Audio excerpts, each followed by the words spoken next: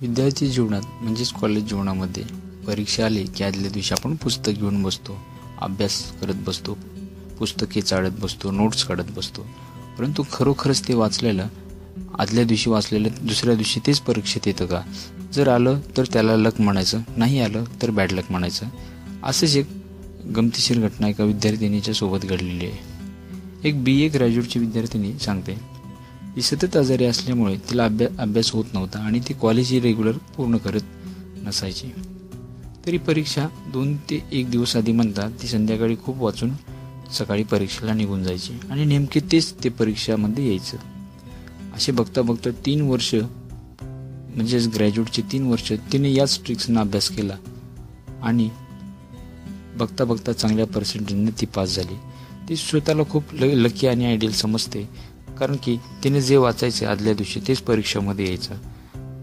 पण असे प्रत्येकाच्या बाबतीत घडत नसते. त्यांना कष्ट अभ्यास हा करावाच लागतो.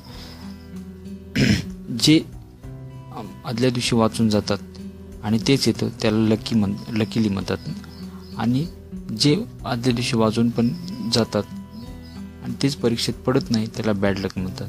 खरोखरच आदल्या दिवशी अभ्यास केलेल्या परीक्षेत येतो का नाही हे विद्यार्थ्यांना खूप स्ट्रगल केल्यानंतरच त्याला परीक्षा याचा अर्थ खरा समजून येतो.